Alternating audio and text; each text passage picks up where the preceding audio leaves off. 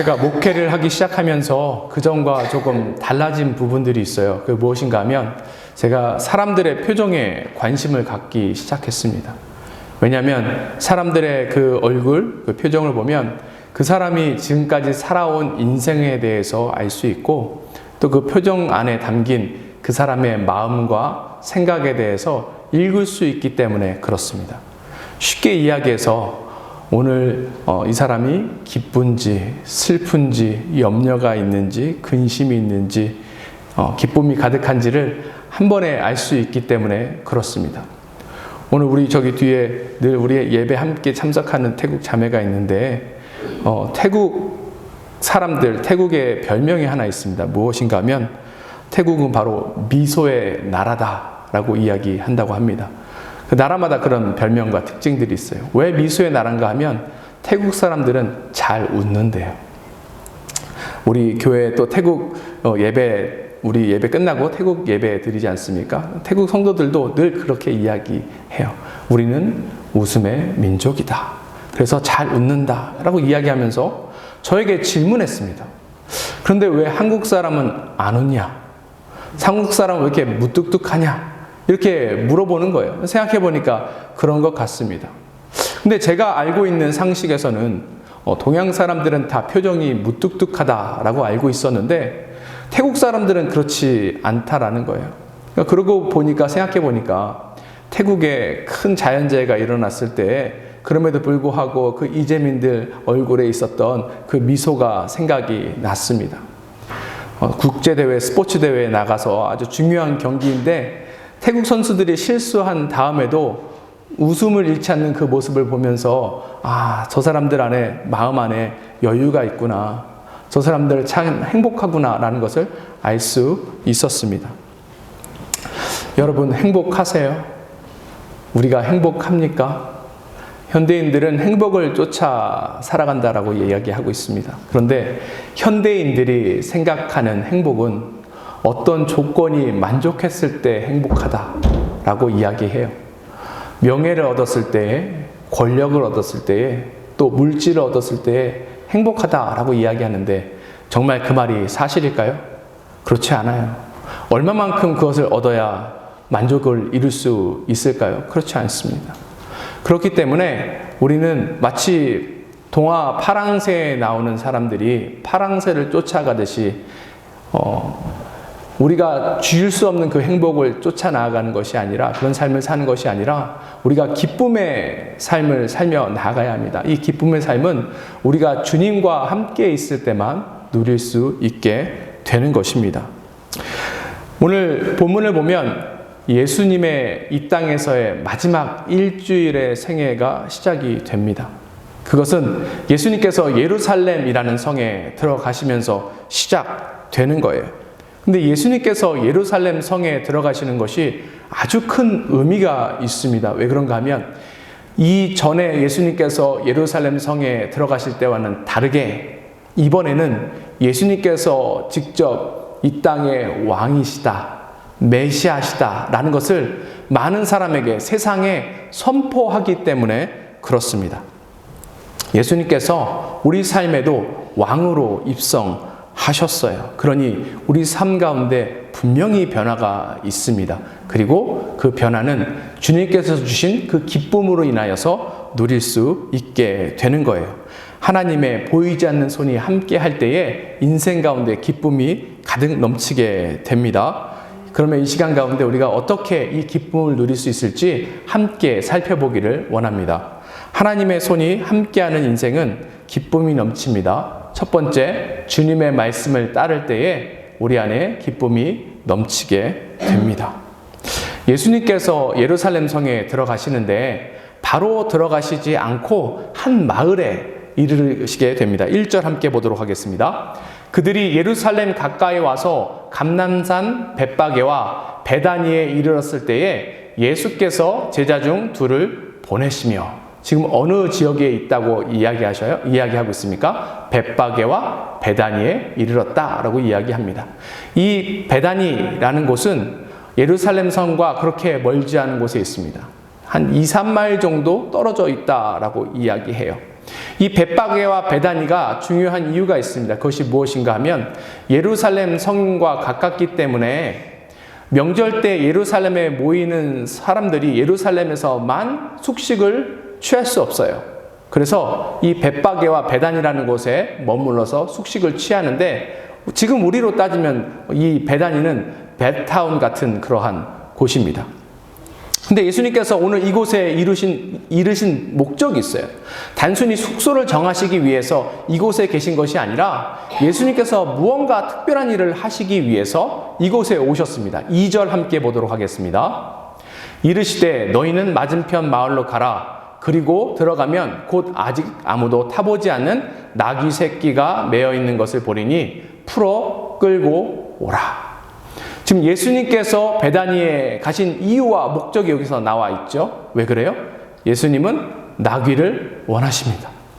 왜 예수님께서 나귀를 끌고 오라 라고 이야기하셨을까요? 그 이유는 예수님께서 이 나귀를 타시고 예루살렘 성에 들어가시기 위해서 그렇습니다. 근데 예수님께서 예루살렘에 지금 처음 가신 게 아니거든요. 근데 이전에 가실 때와 오늘의 가장 큰 차이점은 바로 이 나귀를 타고 가시는 거예요. 이 나귀를 타고 가시는 의미가 있습니다. 스가랴서 9장 9절 함께 보도록 하겠습니다.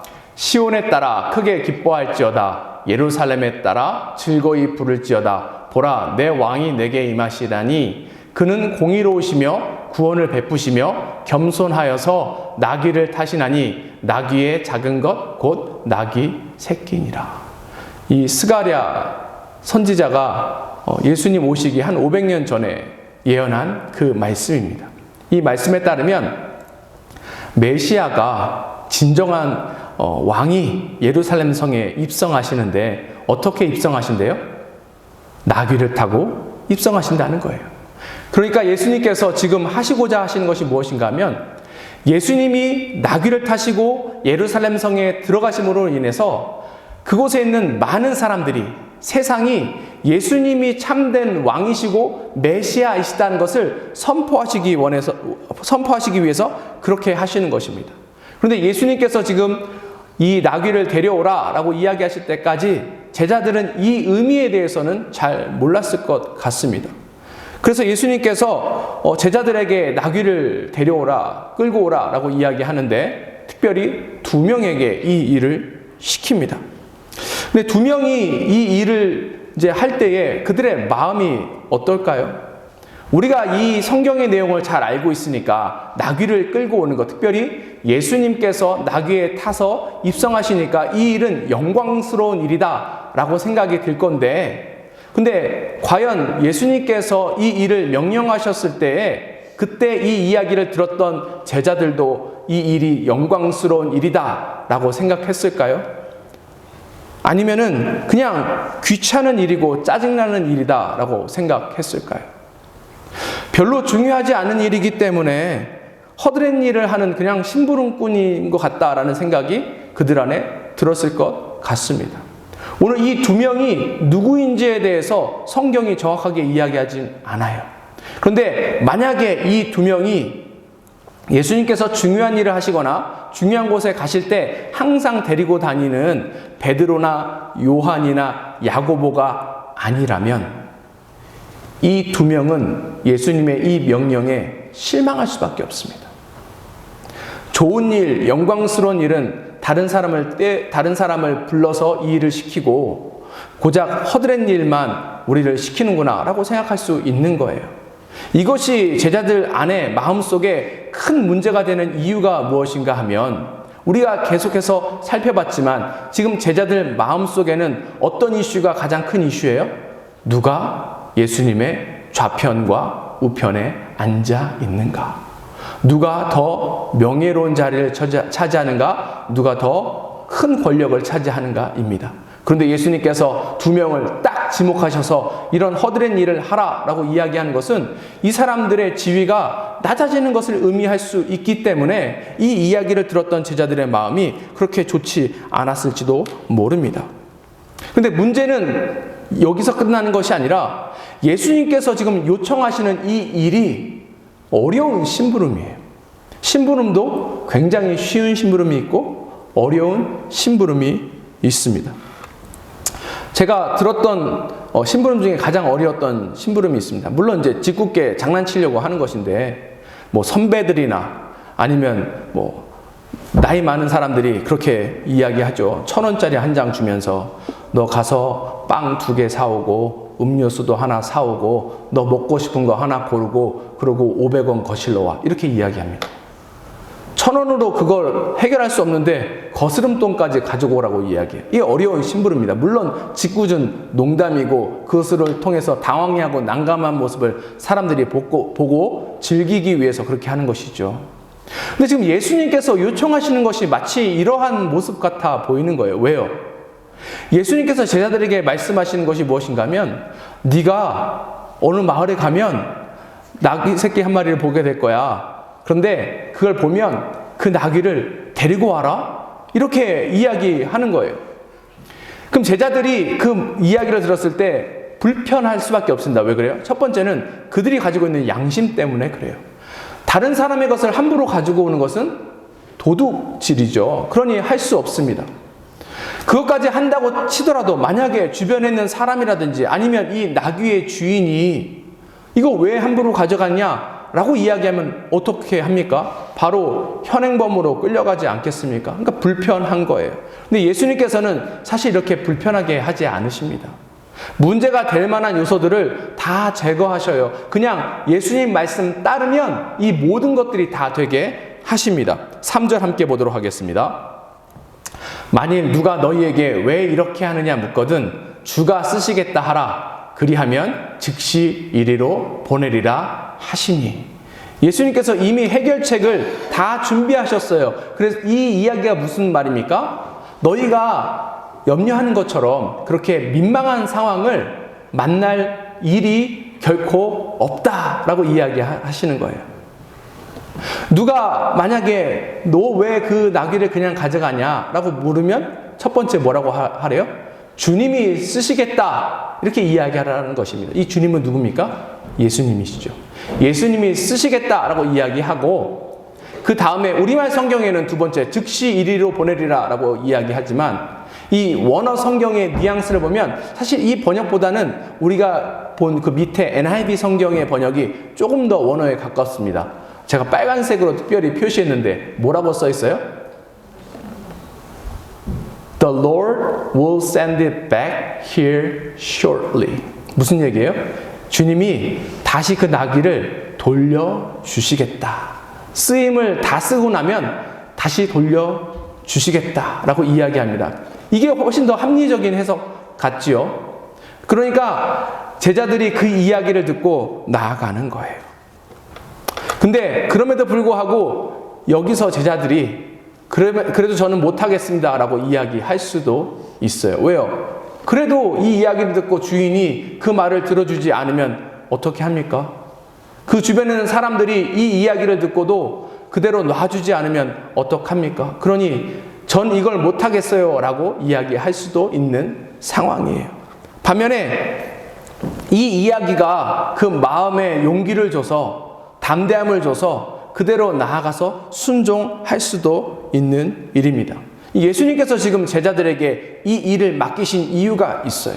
예수님이 이 모든 일들 직접 하실 수 있었습니다. 그런데 특별히 제자들을 시키신 이유는 무엇인가 하면 이 일을 통해서 너무나도 허드렛 일 같고 단순해 보이지만 예수님의 말씀을 듣고 나귀를 데려오는 그 일을 통해서 뭔가 중요한 영적인 교훈, 레슨을 받기를 원했던 것입니다. 누가 예수님의 말씀에 순종해서 이 일을 할 수 있을까요? 예수님이 자신의 주인이라고 인정하는 사람이 그 말씀에 순종해서 나아갈 수 있는 거예요. 예수님이 그의 삶의 왕이다 라고 고백하는 사람만이 그 일을 행할 수 있는 것입니다. 지금 예수님의 주권을 인정하는 사람이 이 일을 할 수 있다라고 제가 말씀드렸는데 그보다 더 중요한 부분이 있어요. 무엇인가 하면 예수님의 주권도 인정하지만 예수님 말씀에 대한 신뢰가 바탕이 될 때에 예수님의 말씀을 따를 수 있게 되는 것입니다. 4절에서 6절 보겠습니다. 제자들이 가서 본즉 나귀 새끼가 문 앞 거리에 매여 있는지라 그것을 푸니 거기 서 있는 사람 중 어떤 이들이 이르되 나귀 새끼를 풀어 무엇에 하려느냐 하매 제자들이 예수께서 이르신 대로 말한대 이에 허락하는지라. 말씀을 신뢰해서 그 일을 행하며 나아갔더니 정말 예수님께서 미리 이야기하신 것처럼 모든 상황이 그렇게 세팅이 돼 있고 또 예수님께서 말씀하신 대로 그렇게 이야기했더니 그 주인이 그 이야기를 듣고 나귀를 제자들에게 주게 된 거예요. 얼마나 이 제자들이 이 일을 겪고 놀랐을까요? 예수님의 말씀의 권위에 대해서 느낄 수 있었을 것입니다. 예수님께서 미리 이 모든 것들을 다 예언을 하시는 거예요. 그뿐만이 아니라 예수님의 말씀대로 하니까 그 주인의 마음도 움직일 정도로 예수님의 말씀에 놀라운 권위가 있다는 것을 이 제자들은 배우게 된 것입니다. 그러니 기쁨이 이 사람들 안에 가득하겠죠. 한번 생각해 보세요. 이 모든 일을 경험한 제자들이 나귀를 끌고 예수님께 오는 그 발걸음은 그들이 나귀를 데리러 갈 때 그 발걸음에 비교해서 봤을 때 훨씬 더 가볍고 기쁘고 좋았을 것입니다. 우리 주님이 이런 분이시구나. 주님의 말씀에 따라서 나아갔더니 이와 같은 놀라운 일을 경험하는구나 라고 제자들이 충분히 느낄 수 있었을 것입니다. 중요한 사실이 그래서 여기에 있는 거예요. 하나님의 손이 함께하면 우리 인생에 이와 같은 놀라운 기적이 일어나게 됩니다. 놀라운 일을 경험할 수 있게 되는 거예요. 그런데 왜 우리 삶 가운데는 이러한 일들이 일어나지 않죠? 왜 우리는 이런 것들을 잘 경험할 수 없을까요? 그 이유는 무엇인가 하면 우리가 주님의 말씀을 신뢰하지 않을 때가 많기 때문에 그렇습니다. 우리가 여러 가지 상황과 환경을 보고 세상적인 관점으로 그것을 해석하고 이것은 너무 무모한 것 아닙니까? 이것은 할 수 없어요. 지금의 상황은 이게 아니에요. 지금은 때가 아니에요. 우리가 결정하고 움직이니까 하나님의 일이 우리 삶 가운데 잘 나타나지 않을 때가 많은 것 같습니다. 중요한 건 뭐예요? 그래서 주님을 신뢰해야 합니다. 그것보다 더 중요한 것은 뭐예요? 주님의 말씀을 신뢰해야 돼요. 그 말씀을 우리가 늘 간직해야 합니다. 하나님의 말씀은 하나도 땅에 떨어지지 않는다 라는 그 신뢰가 우리 안에 있을 때에 우리가 주님의 말씀 따라서 담대하게 나아갈 수 있는 거예요. 그럴 때에 주님의 말씀 따라 나아갈 때에 놀라운 일이 우리 가운데 가득 넘칠 것입니다. 우리도 나귀 새끼를 끌고 오는 기쁨이 넘치는 제자들과 같이 이러한 기쁨의 삶을 누리며 나아갔으면 좋겠습니다. 하나님의 손이 함께하는 인생은 기쁨이 넘칩니다. 두 번째, 주님께 도움을 구할 때에 우리 삶에 기쁨이 넘칩니다. 오늘 이 말씀을 보면은 예수님의 태도가 완전히 바뀐 것을 볼 수 있습니다. 무엇인가 하면 그 전에 예수님께서 사역하실 때 보면은 예수님이 특별한 기적을 베푸신 이후에 꼭 그 기적을 만난 사람에게 하시는 말씀이 있어요. 뭐라고 이야기하셔요? 아무에게도 이 일을 이야기하지 말라 이야기하십니다. 마가복음 7장 36절 함께 볼까요? 예수께서 그들에게 경고하사 아무에게도 이르지 말라 하시되 경고하실수록 그들이 더욱 널리 전파하니. 근데 예수님의 의도와는 관계없이 예수님의 일들이 퍼지긴 했어요. 근데 예수님은 뭐라고 이야기하셔요? 절대로 이야기하지 말라 이렇게 이야기하십니다. 이것이 지금까지 예수님께서 일관되게 행동하신 거예요. 근데 오늘 말씀을 보니까 예수님의 태도가 이거랑은 정반대가 된 것입니다. 이번에는 사람들이 그냥 외치게 두십니다. 그리고 그것을 들으셔요. 9절과 10절 함께 보도록 하겠습니다. 앞에서 가고 뒤에서 따르는 자들이 소리 지르되 호산나 찬송하리로다 주의 이름으로 오시는 이여 찬송하리로다 오는 우리 조상 다윗의 나라여 가장 높은 곳에 호산나 하더라. 지금 사람들이 예수님을 환호하고 외치고 나아가는 거예요. 진정한 왕이 이 땅에 임하셨다. 메시아가 이 땅에 임하셨다. 라고 아주 크게 소리치며 나아갑니다. 근데 어떻게 보면 예수님께서 이 상황을 만드셨어요. 왜요?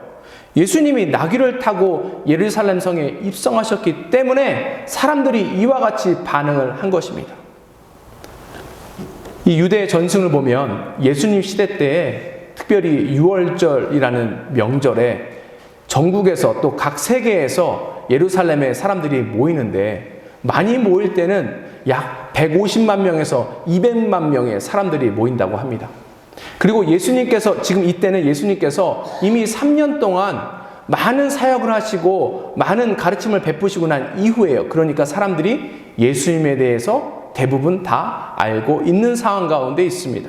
그 중에 많은 사람들은 예수님께서 왕이 되셨으면 좋겠다라고 생각하던 찰나예요.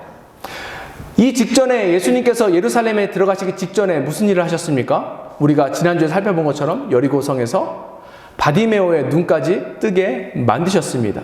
그러니 많은 사람들이 예수님에 대해서 계속 회자했을 거고 기쁨이 넘쳤을 것입니다. 그리고 오늘 예수님께서 계신 이 베단이라는 곳은 우리 마가복음에서는 나오지 않는 이야기고 특별히 요한복음에서 나오는 이야기지만 죽은 나사로를 살리신 곳이 바로 이 베다니 지역입니다. 그러니 사람들이 예수님에 관련해서 계속해서 이야기하고 예수님 주변에 많은 사람이 있는데 그 가운데 예수님께서 나귀를 타고 가신 거예요. 그러니 사람들이 당연히 예수님을 왕이다, 메시아다라고 외칠 수밖에 없는 것입니다.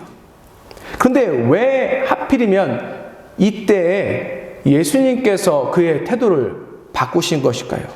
그것은 무엇인가 하면 이제 때가 되었기 때문에 그렇습니다.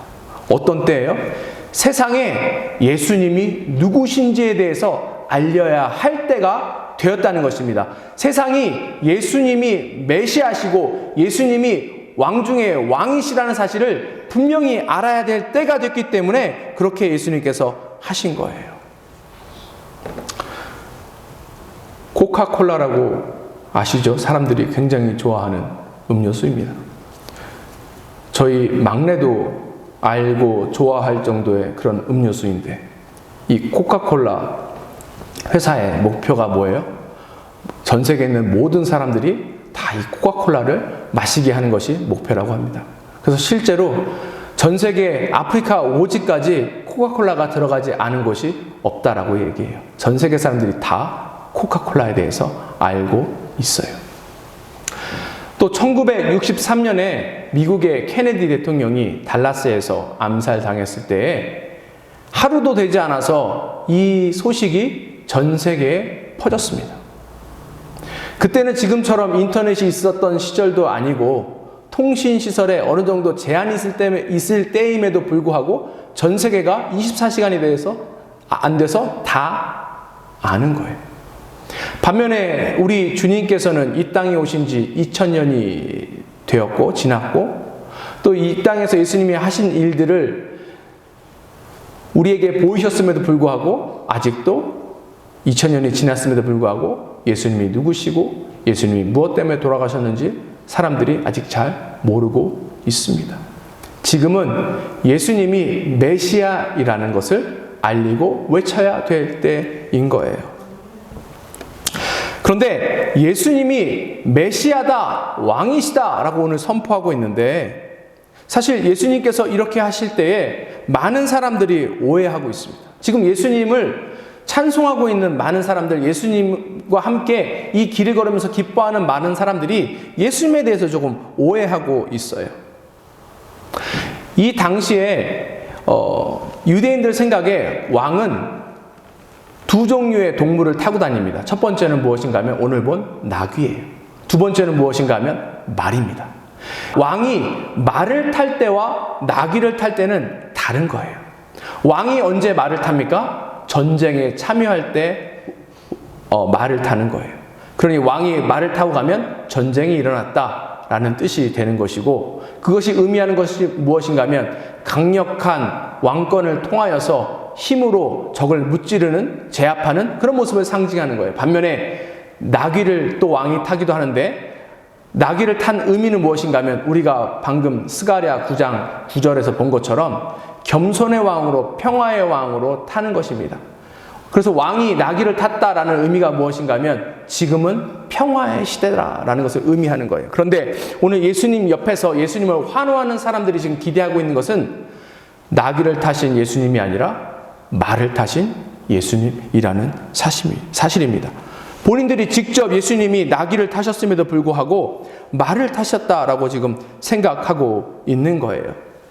그런데 말이 아닌 나귀를 타신 예수님을 지금 보이신 이유가 있는데 그것이 무엇인가 하면 이러한 왕을 섬겨야 한다는 것입니다. 왜 이러한 왕을 섬겨야 하냐면 이러한 왕을 섬길 때에 그 왕이 그의 인생 가운데 찾아오셔서 놀라운 일을 행할 수 있기 때문에 그렇습니다. 지금 사람들이 구절에 보니까 뭐라고 외치고 있어요? 호산나 이렇게 이렇게 외치고 있죠. 뭐라고 외친다고요? 호산나. 호산나 무슨 뜻이에요? 호산나는 야샤라는 단어에서 나오는데 야샤는 구원하다라는 뜻이고 뒤에 나는 지금이라는 뜻이에요.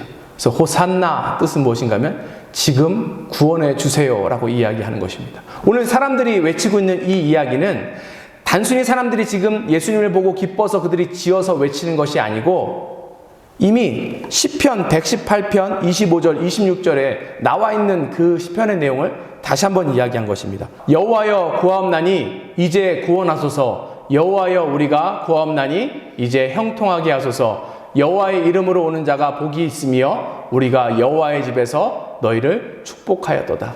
똑같은 이야기를 하는 것입니다. 여기 보면 앞에 25절 다시 잠깐 볼까요? 여호와여 구하옵나니 이제 구원하옵소서. 이 단어가 호산나 이렇게 쓰여 있습니다. 호산나. 그러니까 그거를 외치며 나아가는 거예요. 예수님께서 지금 사람들 앞에 왕으로 오신 이유가 무엇인가 하면 이 왕이 기쁨을 줄 것인데 어떻게 특별히 기쁨을 주냐면 구원을 통해서 기쁨을 주신다고 이야기하는 것입니다. 어려운 가운데에 구원을 요청하는 자들에게 이 모든 것들을 들어주심으로 인하여서 기쁨이 넘치게 하겠다는 것을 이야기하고 계시는 거예요. 그러니 사람들로 하여금 호산나 호산나 호산나 외치게 하는 소리를 그대로 두신 것입니다. 모든 사람들이 알라라는 거예요. 지금 나귀를 타고 오시는 이 왕이 구원해 주실 왕이고 그 백성만이 이 왕에게 구원을 요청해 줄 수 있다라고 이야기하고 있는 것입니다. 우리가 고난 가운데 있을 수 있어요. 어려움 가운데 있을 수 있어요. 도움을 청할 때가 필요합니다. 그러면 이때 우리는 누구에게 나아가야 되는 거예요? 예수님께 나아가야 되는 거예요. 예수님께 나아갈 때에 예수님께서 그 모든 상황과 환경을 변화시켜 주실 힘이 있기 때문에 그런 것이고 그보다 더 중요한 부분이 있습니다. 그러면 아무나 예수님께 도움을 청하면 예수님께서 도와주십니까? 아니에요. 예수님을 왕으로 모신 사람만이 그 모든 것들을 누리며 나아갈 수 있는 것입니다. 우리가 지난주 바디메오가 눈을 뜨는 부분에서 잠시 살펴봤는데 바디메오는 예수님께서 메시아라는 사실을 알았죠. 다윗의 자손이라는 것을 알았습니다. 그래서 다윗의 왕 자손 예수여라고 외쳤던 거예요. 그는 유대인이기 때문에 그 메시아에게 어려움을 처했을 때 도와달라고 요청할 수 있는 권리가 있다는 것을 믿고 그대로 행하고 그리하여서 예수님께서 그의 눈을 치료하셨던 것입니다. 동일한 거예요. 예수님의 백성이 예수님을 왕으로 섬기며 나아갈 때에 예수님에게 소리치며 나아갈 수 있는 것입니다. 호산나 호산나 구원하여 주시옵소서. 그러니 우리가 도움이 필요할 때에 주님께 나아가서 도움을 요청해야 합니다. 하나님의 손이 함께하는 인생은 그래서 기쁨이 넘칩니다. 첫 번째, 우리가 주님의 말씀을 따를 때 기쁨이 넘치고 두 번째, 주님께 도움을 구할 때 기쁨이 넘칩니다. 그리고 마지막으로 주님을 기대할 때에 기쁨이 넘칩니다. 용두삼이라는 이야기 들어보셨어요? 사자성어인데 용두삼이 뜻이 무엇입니까? 용의 머리, 꼬리는 뭐예요? 뱀의 꼬리. 무엇을 이야기하는가 하면 시작은 거창한데 끝이 초라한 것을 보고 용두삼이다 라고 이야기합니다. 피사의 사탑 아세요? 이탈리아에 가보면 피사의 사탑이 있습니다. 피사의 사탑이 왜 유명합니까? 이게 기울어져 있어요. 근데 이 피사의 사탑이 용두사미의 그 모습을 나타내는 그 예 중에 하나입니다. 왜 그런가 하면 처음에 피사의 사탑을 만들 때는 그러한 모습으로 그런 모습으로 설계한 게 아니래요. 훨씬 더 크고 웅장하게 만들었다고 합니다. 그런데 그 공사를 하기 전에 그 땅의 지질 조사를 제대로 하지 않은 거예요. 그래서 탑을 쌓다 보니까 기울어지기 시작하고 그대로 뭐 그만둘 수 없고 이 탑을 완성해야 되니까 그제서야 부랴부랴 고치고 수정하고 해서 지금 그 모습이 되었다라고 합니다. 우리 삶에도 이런 모습들이 나타나요. 용두사미의 모습들이 나타납니다. 혹은 작심삼일하는 우리의 모습이 나타나죠. 처음에는 내가 이걸 꼭 해야겠다. 이것을 내가 이루어야겠다. 내가 특별히 하나님 앞에 이것을 헌신하고 내가 이걸 꼭 할 거야 라고 이야기하지만 뭐 며칠 지나지 않아서 하지 못하는 우리의 인생을 우리가 바라볼 때가 너무나도 많습니다. 근데 오늘 예수님의 모습이 흡사 이와 비슷해 보입니다. 왜냐하면 예수님께서 지금 거창하게 뭔가 하실 것처럼 행동하셨어요. 왕이 메시아가 타고 가는 나귀를 가지고 오셔서 친히 그것을 타시고 많은 사람들, 수많은 사람들 앞에서 직접적으로 자기의 그 모습을 보이셨어요. 공식적으로 나는 왕이다, 나는 메시아다 라고 선포한 거예요. 그런 사람들이 환호했죠. 그리고 이 예수님께서 그대로 예루살렘 성을 지나서 가시고 계십니다. 사람들의 마음속에 어떤 기대가 있을까요? 아, 이제 예수님께서 뭔가 큰 일을 행하시겠구나.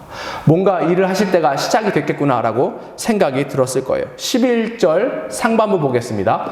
예수께서 예루살렘에 이르러 성전에 들어가사. 예수님께서 지금 어디 가셨대요? 성전에 가셨대요. 아, 이제 예수님이 뭔가 큰 일을 하시겠구나. 예수님이 그동안은 말씀하시지 않았지만 메시아라고 이제는 선포하셨으니까 메시아의 일들을 하시겠구나. 어떤 놀라운 기적을 행하실까? 어떤 놀라운 일들을 할까? 주변에 예수님을 따랐던 사람들이 갖고 있을 기대감입니다. 그런데 예수님 뭘 하셨을까요? 11절 후반부 볼까요?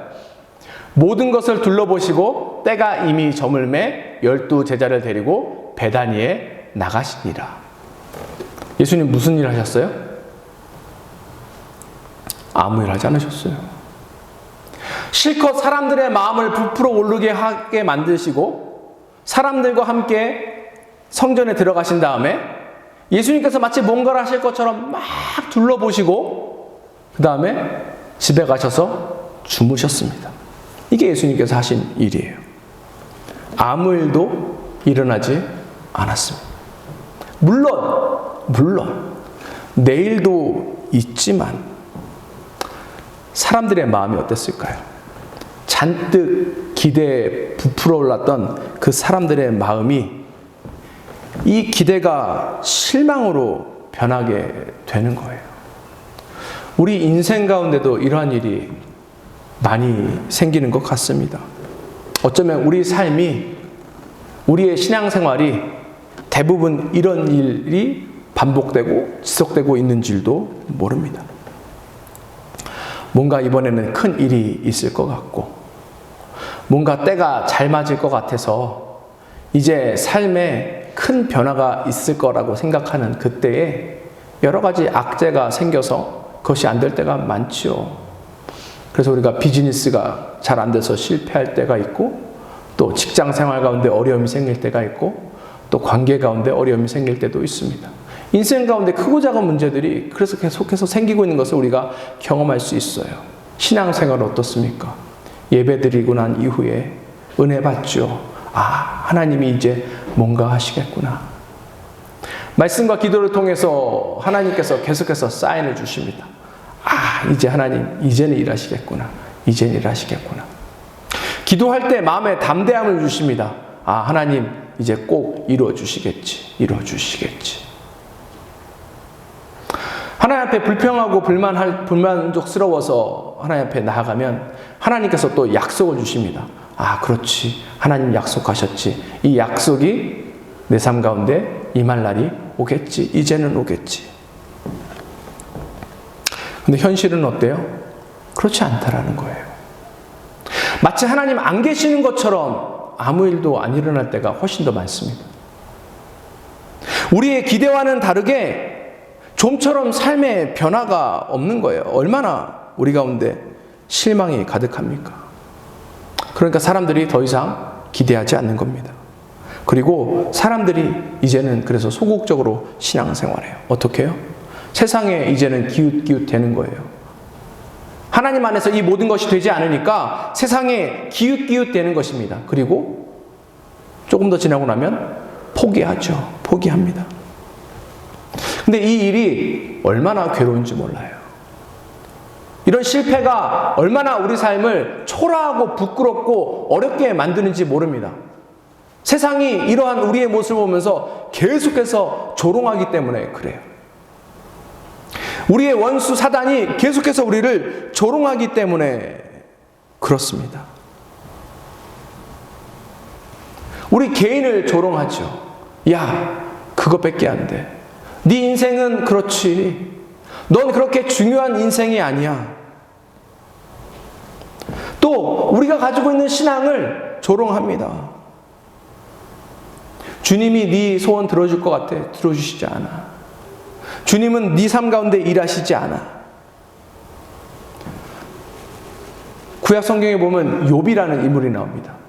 욥은 하나님을 잘 섬겼던 사람이에요. 믿음이 아주 컸던 사람입니다. 그런데 어느 날 그의 인생에 어려움이 닥쳤어요. 그가 가지고 있었던 모든 재산이 하루아침에 없어집니다. 그에게 있었던 사랑하는 자녀들이 하루아침에 다 죽게 됩니다. 그뿐만이 아니라 온몸에 종기가 나서 가려워서 불편해서 참을 수 없는 거예요. 깨진 기왓장으로 막 긁어야 그대야 버틸 수 있을 만큼의 그런 어려움이 찾아온 것입니다. 그럼에도 불구하고 욥이 하나님을 포기하지 않고 신앙을 포기하지 않고 매달리고 있어요. 근데 이 모습을 보고 그의 아내가 뭐라고 이야기했는가? 욥기 2장 9절 보도록 하겠습니다. 그의 아내가 그에게 이르되 당신이 그래도 자기의 온전함을 굳게 지키느냐 하나님을 욕하고 죽으라. 이게 무슨 얘기예요? 앞에 말씀드린 것처럼 지금 욥의 실패를 비난하는 것입니다. 비웃는 거예요. 욥의 신앙을 비웃는 것이고 욥의 삶을 비웃는 것이고 욥이 믿고 있는 하나님을 지금 비난하고 있는 거예요. 우리가 신앙생활 가운데 실패한다고 느낄 때에 이러한 어려움들이 우리 가운데 찾아옵니다. 그러면 우리는 어떻게 해요? 문제의 원인을 찾죠. 이게 혹시 내 잘못은 아닌가? 나는 불량품인가? 나는 하나님에게 있어서 그렇게 큰 중요한 인물은 아니구나. 하나님 나라에 쓰임받는 그러한 인물은 아니구나. 예수님의 능력이 내 삶에는 나타나지 않는구나. 예수님이 날 사랑하시지 않는구나. 이러한 이야기들을 계속 내면에서 생각하고 이야기할 때가 있습니다. 중요한 부분은 뭐예요? 속으면 안 돼요. 속으면 안 됩니다. 우리 내면의 소리에 세상의 비웃음에 속으면 안 됩니다. 오늘 말씀을 다시 보세요. 예수님께서 예루살렘 성에서 다시금 베다니로 돌아가셨지만 그렇다고 예수님께서 영원히 그곳을 떠나신 것입니까? 아니에요. 예수님께서 예루살렘 성에 입성하셨어요. 그리고 하실 일이 있습니다. 뭐예요? 예루살렘 성에서 십자가에 못 박혀 돌아가심으로 인하여서 아주 큰 일을 그 가운데 행하며 나아가실 것입니다. 이 일은 이미 예수님 오시기 500년 전에 예언되었다니까요. 지금 뭔가 오늘은 이루어지지 않았지만 이미 하나님의 약속이 여기에 있고 이 모든 것들을 행하실 것이기 때문에 우리가 기대하며 나아가야 되는 거예요. 비록 지금 당장은 아닐지라도 하나님께서 분명히 이 일을 하실 것입니다. 왜요? 그 마음에 그 모든 것들을 계획하셨기 때문에 그런 거예요. 그러니 우리에게 필요한 것은 무엇입니까? 계속해서 주님을 기대하는 마음입니다.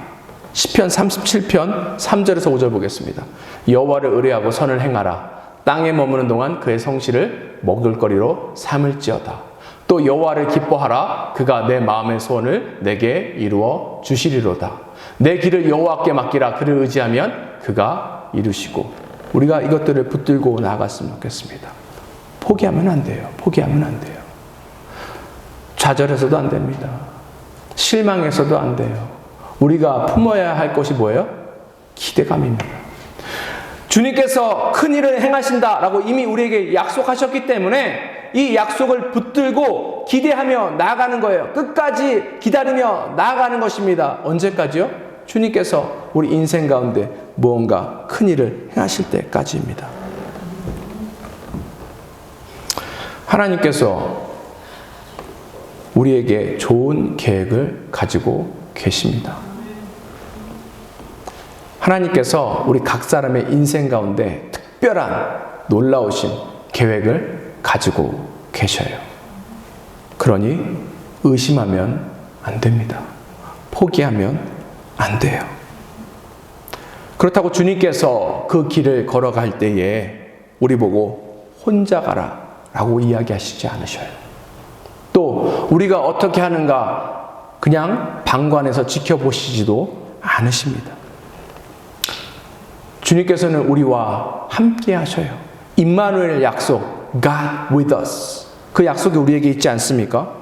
주님께서 우리와 함께 이 일을 걸어가시기 때문에 우리가 두려워할 필요 없어요. 실망할 필요 없습니다. 낙심할 필요 없어요. 포기할 필요가 없습니다. 하나님께서 함께 걸으신다는 의미는 하나님의 보이지 않는 손길이 우리의 삶을 덮는다는 것을 의미하는 거예요. 마치 광야에 있던 이스라엘, 겉으로 봤을 때는 사막 한가운데서 이리저리 정처 없이 떠돌아다니는 모습처럼 보이지만 낮에는 구름 기둥으로 밤에는 불 기둥으로 하나님께서 인도하셨던 것처럼 우리를 그렇게 인도하시고 도우시고 함께 나아가실 것입니다. 그러니 당연히 그 인생 가운데는 기쁨이 넘칠 수밖에 없게 되는 것입니다. 우리가 말씀을 그래서 우리가 간직했으면 좋겠어요. 하나님의 약속을 더 간직하며 나아갔으면 좋겠습니다. 우리 가운데에 의심이 찾아오거나 불안이 찾아오거나 괴로움이 찾아올 때에 그래서 포기하는 것이 아니라 더 우리 가운데 큰일을 행하신 우리에게 이 모든 약속을 하신 주님 앞에 간절히 부르짖으며 나아가야 할 것입니다. 좋은 날이 찾아올 것을 기대하며 나아가야 할 거예요. 하나님께서 어떤 상황 가운데서도 우리와 함께 하십니다. 그러니 우리가 늘 기쁨을 얻고 또 미소를 잃지 않고 그렇게 주님 앞에 나아가시는 저와 여러분들 될 수 있었으면 좋겠습니다. 함께 기도하겠습니다.